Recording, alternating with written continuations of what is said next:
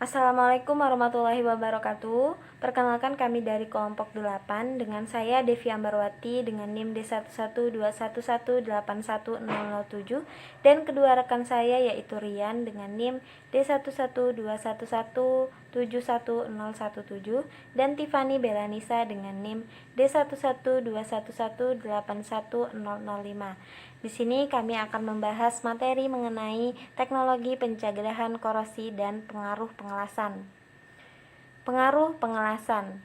Dentage Industry Norman mendefinisikan las sebagai ikatan metalurgi pada sambungan atau logam paduan yang dilaksanakan dalam keadaan cair atau lumer. Proses pengelasan memberi pengaruh terhadap struktur mikro dan sifat mekanik baja terutama daerah lasan akibat masukan panas saat pengelasan yang disebut dengan siklus panas las. Siklus panas las ini merupakan peristiwa pemanasan dan pendinginan pada daerah lasan yang menyebabkan timbulnya perbedaan tingkat energi bebas aktivasi logam sekitar logam las. Perbedaan inilah dapat menciptakan perbedaan ukuran butir yang berakibat timbulnya daerah anode dan katoda sebagai potensi korosi. Baik, selanjutnya kita akan membahas tentang aspek pengelasan. Aspek pengelasan yang pertama yaitu adalah thermal daerah las. Thermal daerah las atau heat affected zone adalah proses pemanasan dan pendinginan pada daerah lasan. Lamanya pendinginan akan sangat mempengaruhi kualitas sambungan. Ketangguhan yang kedua yaitu adalah ketangguhan daerah lasan. Bila logam dengan patahan getas, maka dalam hal las sangatlah penting adanya faktor pendukung seperti konsentrasi tegangan. Pengaruh logam lasan dengan ketangguhan adalah ketika terjadi proses pengelasan memungkinkan terjadinya struktur yang tidak homogen. Selanjutnya yang ketiga yaitu adalah ketangguhan logam las. Ketangguhan logam las harus diperhatikan karena HAZ atau heat affected zone berubah secara berangsur dari struktur logam induk ke logam las. Pada daerah HAZ dekat dengan daerah lebur, kristal tumbuh dengan cepat dan membentuk butir-butir kasar. Selanjutnya yang terakhir yaitu aliran cairan las. Cairan logam las dapat dikategorikan sebagai fluida yang dapat berdeformasi atau bergerak akibat gaya-gaya yang bekerja pada fluida tersebut. Perpindahan massa dan perpindahan panas yang terjadi akan mempengaruhi struktur mikro las-lasan, komposisi kimia maupun sifat-sifat mekanik lainnya. Baik, selanjutnya yaitu adalah aspek pengelasan, yaitu kita akan membahas thermal daerah las. Nah, dapat kita lihat bahwasanya pada gambar tersebut adalah daerah pengelasan. Daerah pengelasan ini akan terbagi menjadi lapisan-lapisan yang akan dijelaskan pada heat affected zone atau HAZ. Untuk struktur yang warna biru itu ada merupakan solid world metal yang merupakan logam yang akan dilas dengan memaksimumkan temperatur atau dengan meninggikan temperatur. Selanjutnya akan terbentuklah lapisan solid liquid boundary yang merupakan perubahan dari fase solid menjadi liquid.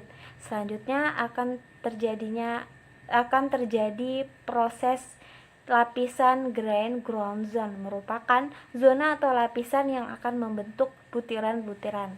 Selanjutnya yaitu adalah recrystallite zone merupakan zona atau lapisan di mana lapisan tersebut akan membentuk kristal-kristal kasar.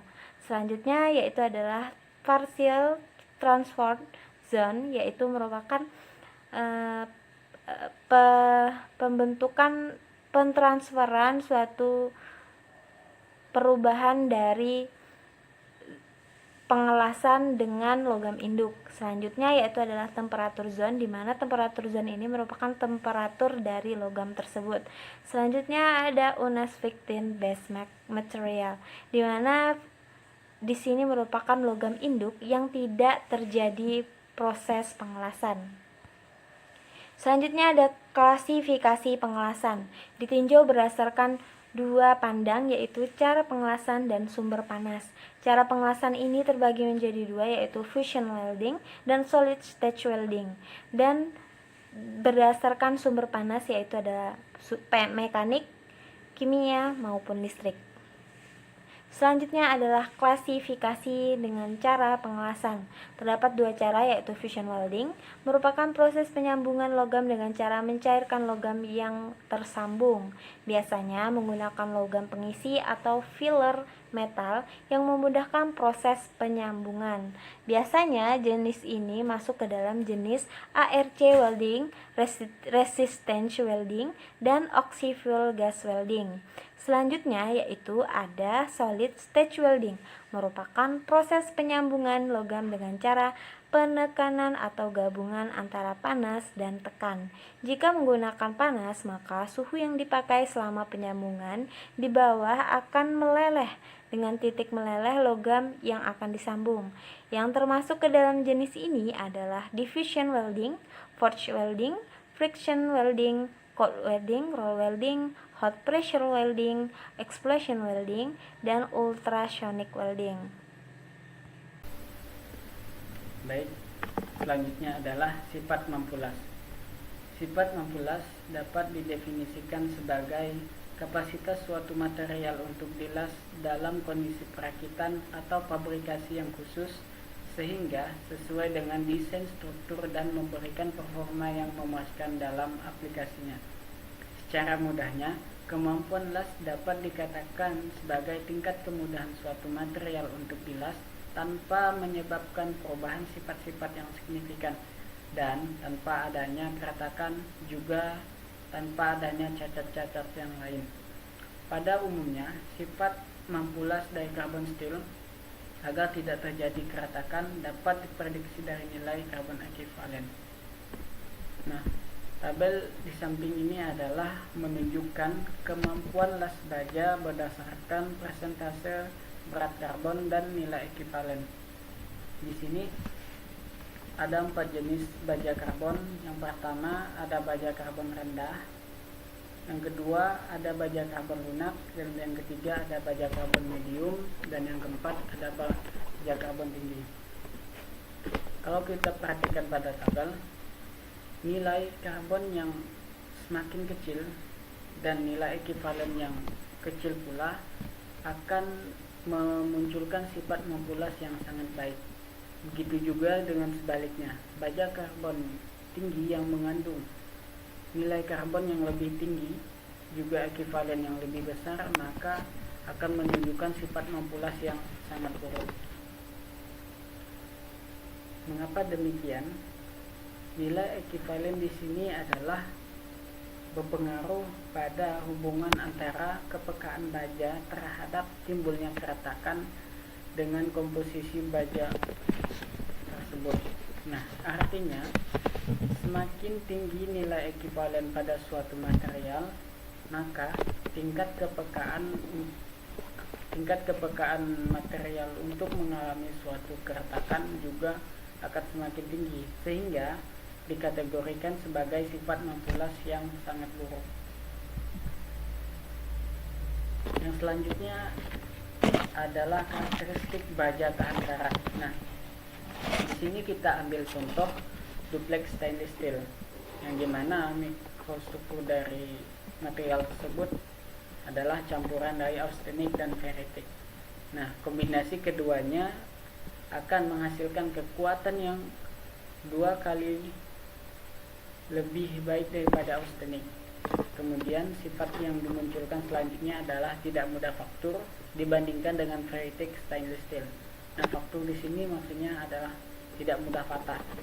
Nah, kemudian sifat yang lainnya adalah tahan korosi, terutama pada korosi gaya tekan atau fast corrosion cracking, lebih baik daripada austenik stainless steel. Nah, jenis baja duplex stainless steel ini banyak digunakan pada reaktor atom, turbin mesin jet pesawat, dan fabrikasi kapal. Nah, selanjutnya diagram phase.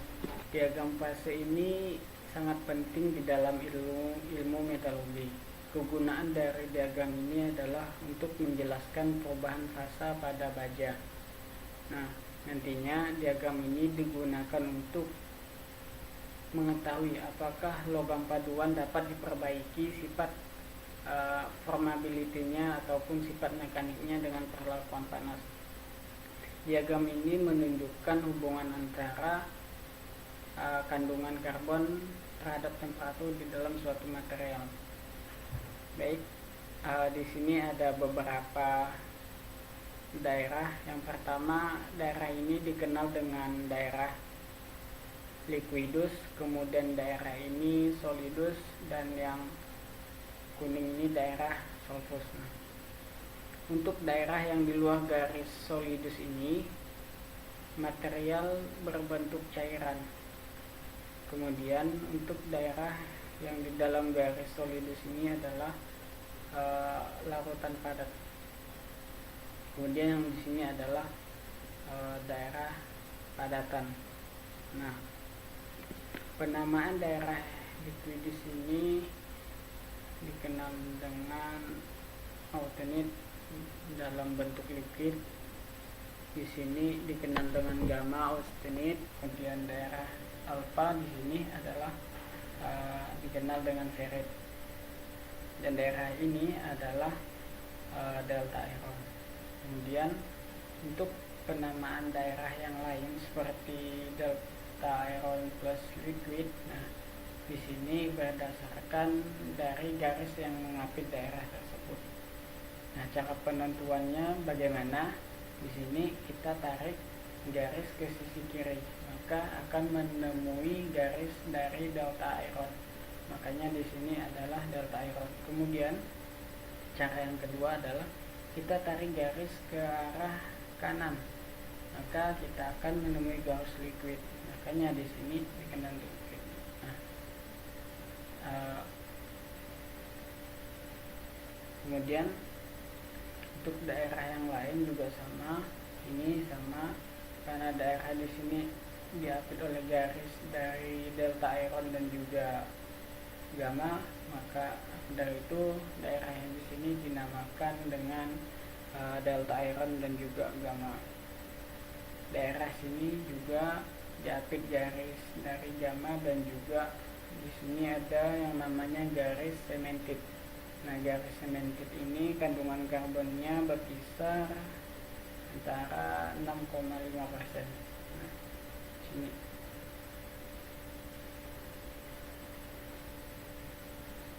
Untuk sifat material dari austenit itu sendiri adalah austenit ini merupakan jenis baja karbon rendah dengan kandungan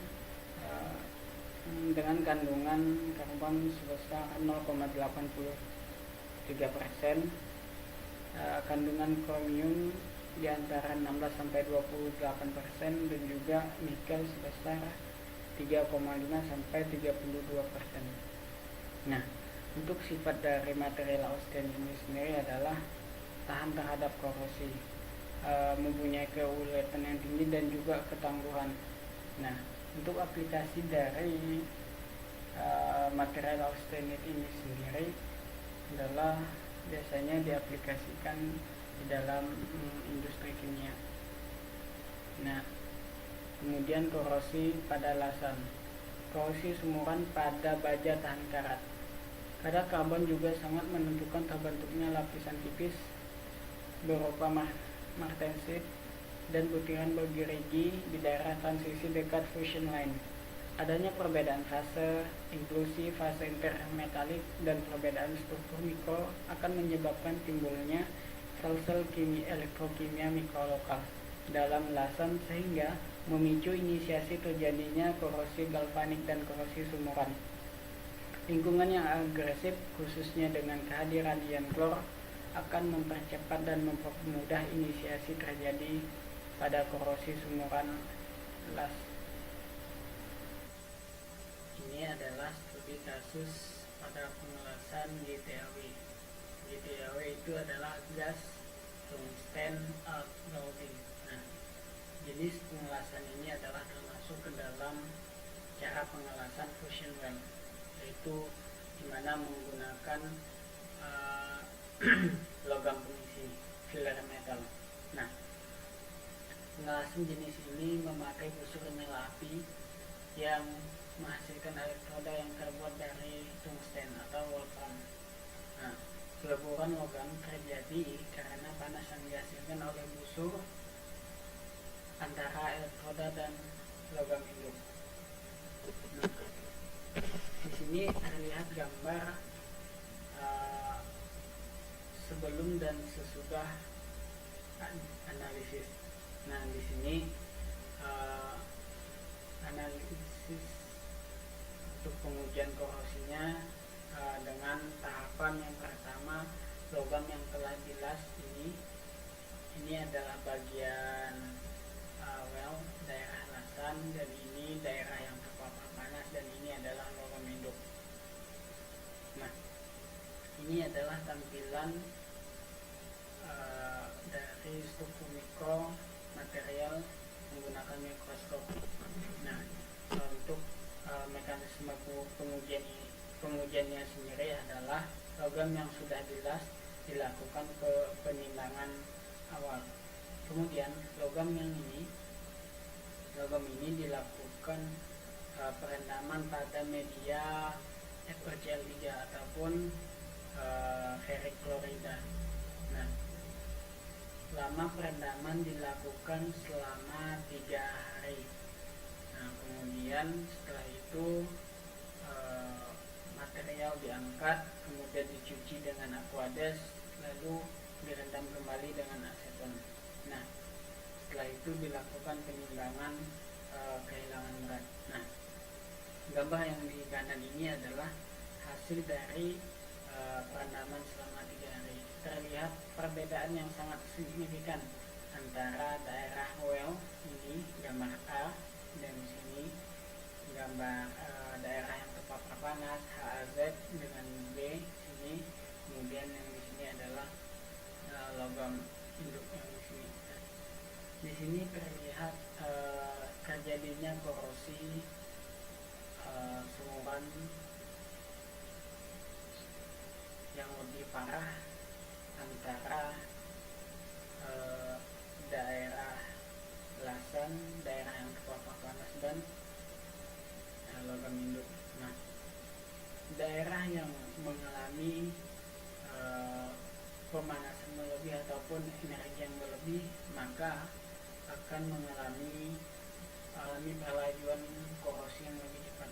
Terbukti di sini bahwa laju korosi yang terjadi antara daerah well, daerah lasan dengan daerah yang terpapar panas dan daerah logam induk adalah yang lebih banyak mengalami pengurangan berat adalah pada daerah lasan.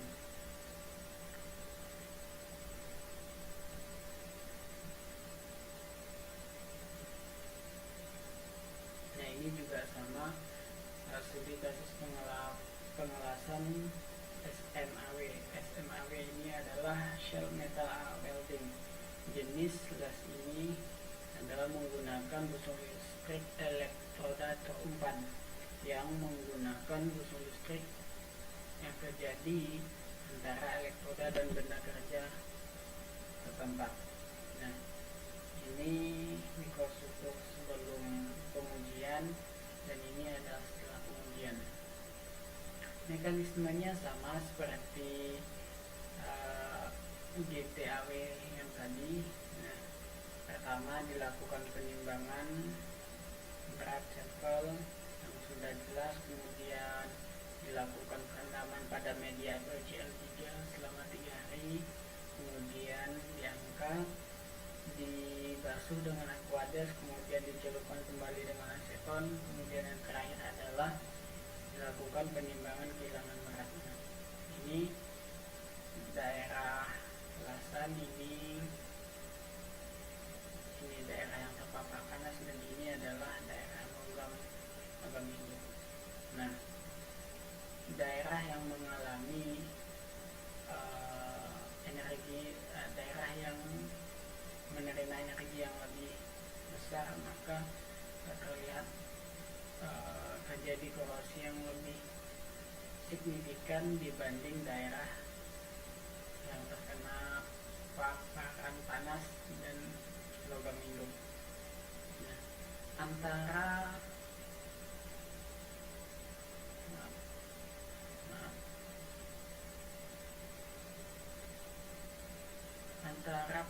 pengelasan GTAW dan SMAW ini menunjukkan bahwa studi kasus pengelasan GTAW ini mengalami laju korosi yang lebih besar dibanding dengan SMAW. Nah, dibanding dengan gambar sebelumnya, gambar setelah pengelasan SMAW ini mengalami korosi yang sedikit lebih baik dibanding pada studi kasus pengelasan GPAW yang tadi. Nah, mengapa bisa demikian? Karena terdapat perbedaan elektroda yang digunakan pada pengelasan GTAW dan SMAW. Penggunaan elektroda yang berbeda juga akan mempengaruhi laju tidaknya korosi yang terjadi pada suatu material. Nah, apabila elektroda yang kita gunakan kurang tepat, maka akan berakibat korosi pada suatu material. Nah, pemilihan elektroda yang baik adalah elektroda yang memiliki tensile strength yang besar dari logam induk akan dapat menghambat laju korosi. Nah, ini adalah hubungan pengelasan dan logam korosi.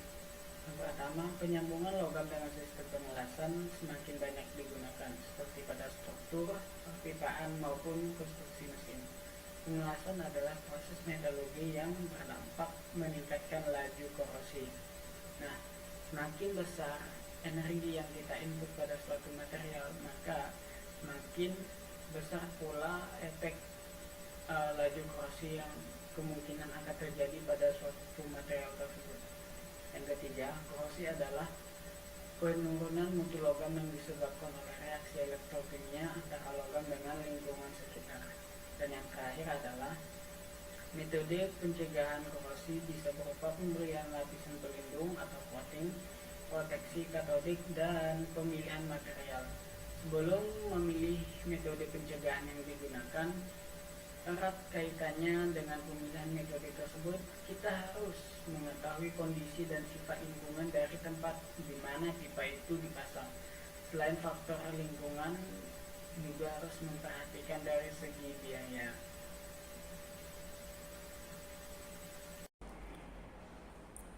Baik, saya akan melanjutkan masuk kepada metode pencegahan korosi dan karat. Nah, di mana dapat dilakukan dengan metode pencegahan dan pelumuran oli dengan menggunakan lapisan pelindung yang dapat mencegah kontak langsung dengan H2O dan O2. Nah, fungsi pengecatan untuk melindungi besi terhadap kontak dengan air dan udara secara langsung. Nah, cat yang digunakan itu dapat mengandung timbal dan seng yang akan melindungi besi dari korosi.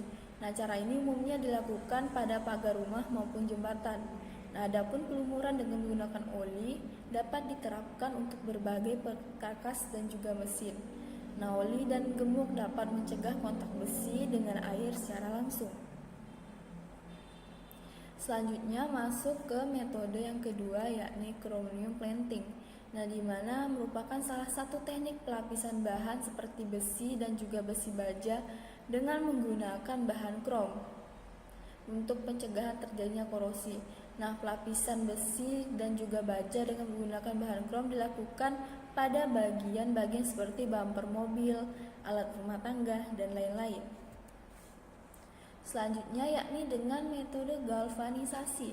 Nah, galvanisasi ini merupakan metode yang biasa digunakan dalam proses pelapisan logam dengan galvanis, sehingga logam memiliki sifat yang anti karat. Selanjutnya yakni dengan pengorbanan anoda atau sacrificial protection. Nah, di mana besi berlaku sebagai katoda yang akan dilindungi oleh logam lain yang bertindak sebagai anoda. Nah, perlindungan katoda atau mengorbankan anoda ini dilakukan dengan cara menyambungkan logam yang akan dilapisi dengan logam yang memiliki potensial elektroda lebih kecil. Nah, logam dengan potensial elektroda lebih kecil ini berperan sebagai anoda yang nantinya akan mengalami reaksi oksidasi. Nah, di mana logam yang akan terjadi atau yang akan mengalami korosi. Nah, logam yang dilapisi katoda ini tidak akan mengalami korosi seperti itu. Selanjutnya yakni metode tin planting. Nah, metode tin planting merupakan sebuah proses elektrolisis yang dilakukan untuk menghindarkan bahan dari kerusakan. Nah, bahan yang bisa dilindungi menggunakan proses ini adalah bahan-bahan dari besi, besi lain maupun bahan yang tidak terbuat dari besi. Nah, tin planting ini merupakan metode yang sangat bermanfaat untuk melindungi barang yang berbahan besi yang mudah mengalami korosi. Nah, selanjutnya masuk ke dalam studi kasus. Nah, di mana studi kasus yang akan dibahas ialah analisa kegagalan korosi pada tangki penyimpanan air panas yang terbuat dari baja nirkarat. Nah, karena ukuran tangki yang besar, maka proses manufacture saat pembuatan itu tidak terlepas dari proses pengelasan. Nah, tangki ditemukan sudah mengalami korosi pada bagian bawah dan sambungan las. Diperoleh dari hasil pengujian dengan mikroskop, ternyata tidak menggunakan bahan yang sesuai dengan spesifikasi saat pembelian, yaitu dari jenis baja nirkarat 304. Nah, dengan demikian jelaslah mengapa pada bagian bawah tangki terjadi kasus korosi yang parah, yaitu diakibatkan oleh korosi galvanik, yaitu korosi yang diakibatkan karena penyambungan atau menghubungkan dua jenis logam yang berbeda pada lingkungan elektrolit. Nah, menyambungkan dua jenis baja nirkarat dari jenis yang berbeda dapat mengarah ke jenis korosi yang lebih parah lagi, yaitu retak korosi akibat tegangan atau stress corrosion cracking. Nah, hasil pengujian struktur mikro memberikan informasi bahwa daerah lasan membentuk struktur mikro yang mendekati struktur mikro logam cor dari baja nirkarat 316. Nah, dengan demikian dapat dipastikan bahwa bagian las atau weldment ternyata terbentuk menjadi baja nirkarat 316 dan menjadi berbahaya jika digunakan untuk mengelas baja nirkarat 304 karena dapat menyebabkan terjadinya korosi. Nah, jika diamati lebih teliti lagi, maka akan ditemukan pula bagian-bagian yang poros di daerah las. Nah, porositas tersebut merupakan bentuk dari korosi pitting yang diakibatkan oleh flux saat pengelasan. Dengan memperhatikan hasil pengujian dan pembahasan tersebut, maka dapat disimpulkan bahwa tangki mengalami korosi akibat menggunakan baja nirkarat dari jenis yang berbeda, sehingga terjadi korosi galvanik. Nah, sedangkan korosi pada bagian las terjadi karena perbedaan jenis logam pengisi dengan logam yang dilas yang memicu terjadinya korosi galvanik. Nah, penggunaan flux las yang salah dapat menimbulkan korosi pitting yang berbentuk lubang-lubang kecil dan menyebabkan timbulnya porositas berukuran kecil. Nah, sekian dari pembahasan dan penjelasan mengenai studi kasus dalam materi ini. Saya menutup paparan dari materi kelompok kami. Mohon maaf apabila banyak terdapat kata yang salah dan kurang berkenan. Akhir kata, saya ucapkan terima kasih. Wabillahi taufiq wal hidayah. Assalamualaikum warahmatullahi wabarakatuh. Saya dan rekan-rekan pamit undur diri. Terima kasih.